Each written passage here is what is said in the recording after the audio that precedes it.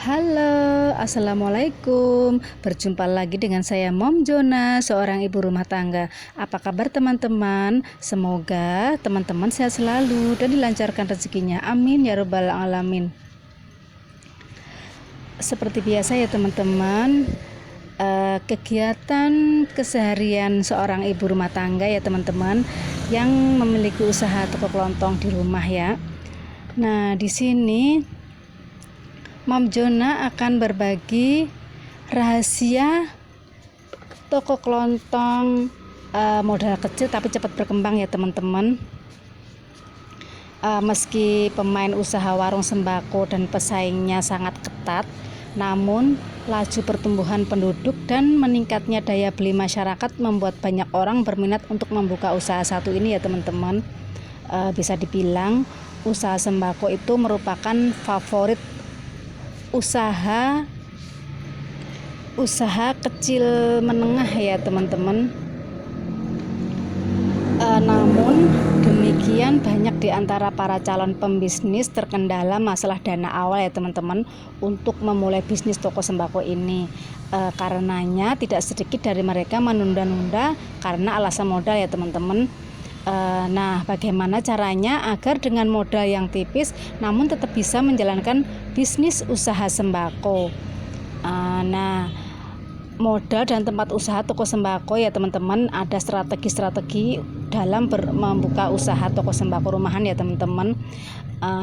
Tempat terbaik usaha toko sembako yaitu berada di daerah pemukiman penduduk ya teman-teman, yang padat dan berada di lokasi jalan yang cukup strategis. Jika memungkinkan, cari lokasi di mana dan kemanapun daya beli masyarakat sekitar cukup tinggi ya teman-teman.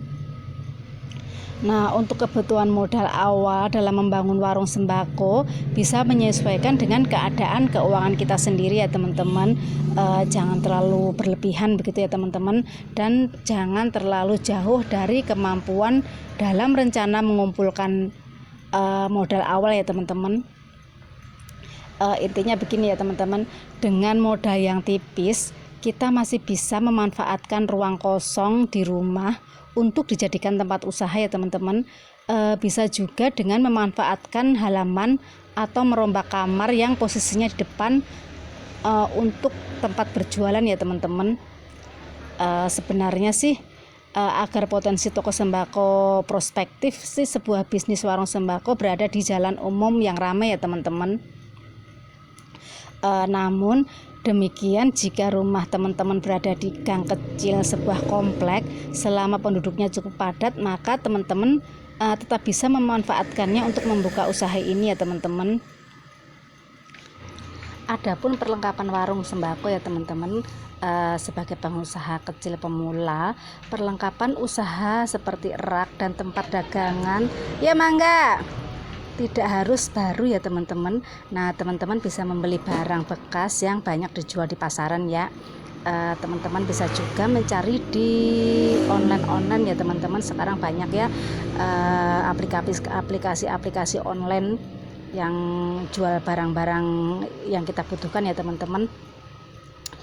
Terus bahkan jika keadaan keuangan tidak memungkinkan untuk membeli barang atau perlengkapan biar bekas sekalipun, teman-teman masih bisa loh membuka usaha teman-teman hanya dengan menggunakan meja yang tidak terpakai ya teman-teman, dan mengecat ulang saja untuk dijadikan tempat menjajakan dagangan teman-teman ya.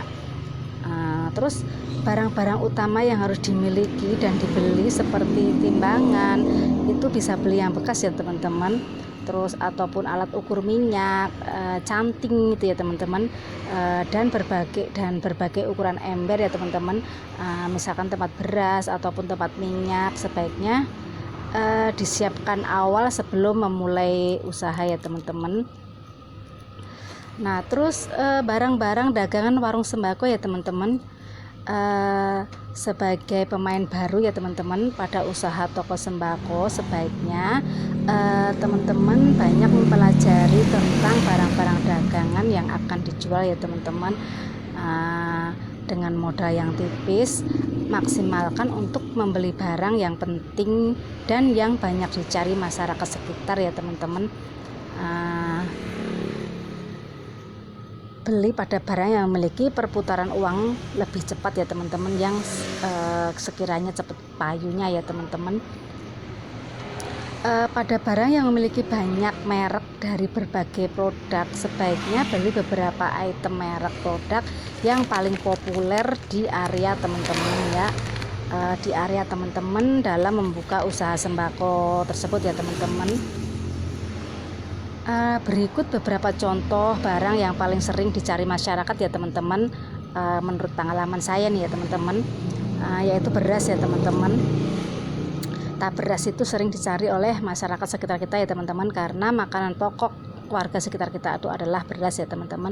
Terus minyak goreng ya teman-teman, karena minyak goreng ini setiap hari itu bagi ibu-ibu rumah tangga pasti memakai ya teman-teman, pasti menggunakan minyak goreng untuk memasak ya teman-teman. Terus mie instan, mie instan ini untuk secara cepat dan praktis ya teman-teman, untuk menu kita kalau tidak ada masakan lain gitu ya teman-teman. Terus tepung terigu ya teman-teman, untuk ibu-ibu pasti bersedia tepung terigu di rumah ya teman-teman. Terus telur ayam, telur ayam ini apalagi ya teman-teman, ini penting banget ya teman-teman, harus ada ya teman-teman, harus menjualnya ya, walaupun itu sedikit dulu ya, jangan banyak-banyak. Terus gula sama garam ya teman-teman. Terus bumbu masak ya teman-teman, seperti mecin, masako, royco begitu ya teman-teman. Terus gula maaf ya teman-teman, gula tadi sudah ya. Teh ya teman ya, teh sama kopi ya teman-teman. Cari tahu kopi apa yang digemari oleh warga sekitar teman-teman. Terus sabun mandi ya teman-teman, di sini sabun mandi lengkapilah sedikit-sedikit ya teman-teman, berbagai merek ya teman-teman, tapi jangan terlalu banyak, sedikit-sedikit dulu yang penting ada ya teman-teman. Terus sabun cuci ya teman-teman. Sabun cuci di sini ada meliputi sabun colek, sabun cair ya teman-teman, dan sabun deterjen bubuk ya teman-teman. Terus pasta gigi, sampo, terus aneka jajanan anak-anak ya teman-teman. Biasanya itu yang paling sering diminati oleh pembeli itu jajanan anak-anak ya teman-teman, karena biasanya anak-anak itu yang sering jajan. Terus yang penting untuk diingat ya teman-teman, kita tidak perlu membeli barang dalam jumlah banyak. Belilah barang secukupnya, bahkan untuk penjualan satu hari saja ya teman-teman, jika dana kita memang pas-pasan ya teman-teman. Nanti ketika udah payu kita belanjakan lagi begitu ya teman-teman. Untuk hari berikutnya kita belanja lagi barang yang kemarin laku terjual hari itu juga begitu ya teman-teman. Terus melakukan promosi usaha warung ya teman-teman. Meski pada dasarnya warung teman-teman adalah usaha kecil-kecilan, namun promosi jangan diabaikan ya teman-teman. Kadang persaingan usaha sembako di suatu kawasan itu bahkan sangat ketat ya teman-teman.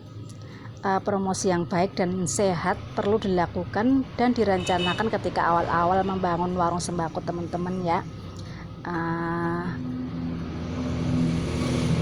Berikut promosi sederhana namun powerful yang bisa teman-teman lakukan ya, yaitu dengan syukuran atau doa bersama warga sekitar usaha toko sembako teman-teman ya. Terutama jika teman-teman tinggal di daerah komplek perumahan ya, atau di daerah pedesaan ya teman-teman. Mereka rata-rata memiliki rasa kekeluargaan yang tinggi ya teman-teman, menyuguhkan makanan malam sederhana dan mengundang warga sekitar rumah teman-teman untuk memberikan doa atas dibukanya warung sembako teman-teman, bisa menjadi pembuka jalan promosi kepada masyarakat sekitar ya teman-teman. Namun teman-teman harus hati-hati, undang yang dekat saja ya. Di samping alasan keuangan ini untuk menghindari kesan berlebihan dan tidak lagi mengundang simpati ya teman-teman. Buatlah acara sederhana namun berkesan ya teman-teman. Dan ucapkan terima kasih yang tulus dan tanpa diwakilkan, serta memohon doa restu mereka yang datang ya teman-teman. Terus manfaatkan keluarga dan teman dekat ya teman-teman. Promosi terbaik adalah rekomendasi atau saran dari teman atau saudara yang terpercaya teman-teman. Sekian dulu ya teman-teman video dari saya. Terima kasih sudah menonton video yang sangat sederhana ini ya teman-teman. Semoga teman-teman sehat selalu dan dilancarkan rezekinya, amin ya robbal alamin.